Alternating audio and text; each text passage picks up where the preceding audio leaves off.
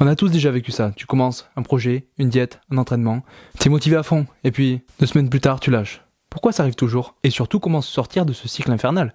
C'est ce qu'on va voir aujourd'hui. Au début, tu tournes à la motivation, tu surfes sur la vague de cette motivation. T'es hypé par quelque chose et ça te demande même pas d'effort de t'y mettre. Tu décides d'écrire un livre, t'y vas, c'est vraiment un plaisir en fait. Tu t'es mis au régime et tu commences à avoir du plaisir à manger sain, manger des choses vertes et tout. La salle de sport est bondée le 2 janvier et il n'y a plus personne en février. Tout le monde est motivé à la rentrée de septembre. Et au mois d'octobre, tu parles déjà des prochaines vacances. La motivation, c'est une émotion temporaire. La différence entre la motivation et la discipline, c'est que la discipline commence à partir du jour où ça te demande un effort de faire ce dans quoi tu t'es lancé. Tout ça, ça part aussi du fait que, au bout d'un moment, tu atteins un plateau, une stagnation. Au bout de quelques semaines, tu ne progresses plus. Et en fait, t'as le sentiment que ça ne marche pas. Et c'est normal. Tout progrès passe par ce qu'on appelle la vallée de la frustration. Beaucoup abandonnent au moment où les résultats sont sur le point d'arriver. On a tous déjà vu cette image où il y a quelqu'un qui est en train de chercher l'or dans une mine, là. C'est vraiment une image type BD. Et le mec arrête de creuser alors qu'il y a juste les diamants juste derrière, quoi. Et en fait, tu sais jamais, lorsque tu abandonnes, à quelle distance tu étais de l'objectif voulu. Alors, je suis pas Elon Musk, je suis pas Jeff Bezos, mais j'ai quelques solutions. Elles m'ont aidé et je vais vous les dévoiler tout de suite. D'abord, je t'encourage à te construire des systèmes, des routines. En fait, ce qu'il faut, c'est que tu n'aies pas besoin de réfléchir au moment de faire l'action qui va te permettre d'atteindre ton but. Si demain, tu prévois de faire une séance de sport, commence par préparer ton sac aujourd'hui. Demain, quand tu te lèveras, tu prendras ton sac et tu iras à la salle de sport. Tout est prêt, t'as aucun frein, t'as aucune barrière à l'entrée. C'est très important. Construis-toi un environnement favorable qui va dans le sens des choses que tu vas faire. Il ne faut pas dépendre de la motivation,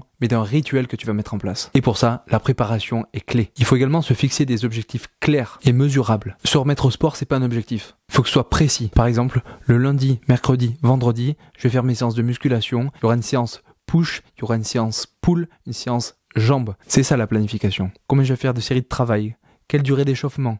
Quel retour au calme? Il faut que tu aies des indicateurs qui vont te permettre de voir si tu vas dans le droit chemin ou pas. Par exemple, pour une perte de poids, il y a un objectif réel et concret, ça peut être perdre 1 cm de tour de taille par semaine. Ensuite, tu redécoupes. Comment tu vas faire pour perdre 1 cm de tour de taille? Tu vas compter tes calories. Combien de calories tu consommes? Tu vas avoir tant de grammes de protéines, tant de grammes de glucides, tant de grammes de lipides. Et en fait, tu peux redécouper comme ça. Comment tu vas faire? Tu vas manger quoi? De la dinde, du poulet, des choses comme ça.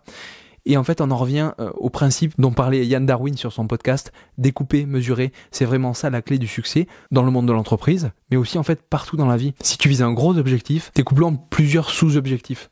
Comment tu vas faire pour atteindre cet objectif-là? Comment tu vas faire pour atteindre juste celui d'en dessous, juste celui d'en dessous, celui d'en dessous? Je suis aussi partisan du fait de se faire un tableau, de marquer les choses et de les cocher. Tu sais, quand tu as ta petite checklist des choses à faire et que tu les coches en fin de journée, c'est un vrai plaisir, c'est un vrai bonheur, un sentiment de satisfaction et de fierté qui se dégage de soi. Enfin, il faut se rappeler le pourquoi. Pourquoi on fait les choses? C'est pas pour rien, on s'est fixé des objectifs parce qu'ils sont importants pour nous. Évidemment, vous aurez du mal à atteindre des objectifs qui n'ont pas une valeur très profonde pour vous et très personnelle. Donc, fixez-vous des objectifs qui sont les vôtres, pas celui que vous avez trouvé sur Internet, sauf s'il avait beaucoup de sens pour vous, évidemment. Concentrez-vous sur ce que les améliorations au quotidien vont vous permettre de faire.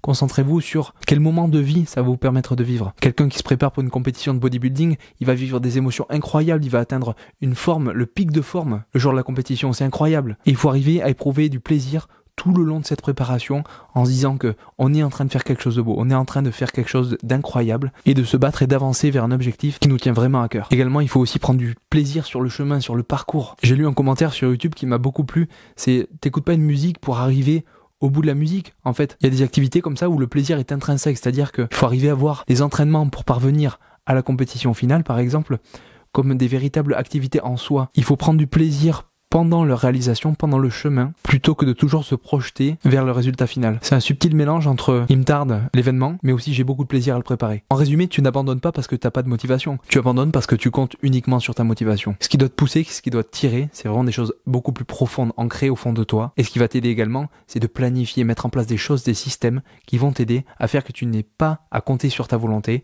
mais tu vas faire les choses de manière automatique. Si en plus de ça, tu te mets à penser aux émotions que ça va te procurer et à ton pourquoi qui est très fort, alors en fait t'es imbattable, t'es inarrêtable. La prochaine fois que t'as envie de lâcher, souviens-toi de ça. Ce que tu veux est toujours de l'autre côté du moment où tu as envie de lâcher. J'espère que cette vidéo t'a plu, j'espère que ça t'a aidé, ça t'a reboosté un petit peu. Si c'est le cas, partage la vidéo, like-la et puis laisse-moi un petit commentaire pour me dire ce que t'en penses. C'était David Basso, je te remercie pour ton temps et ton attention. À très bientôt, ciao ciao.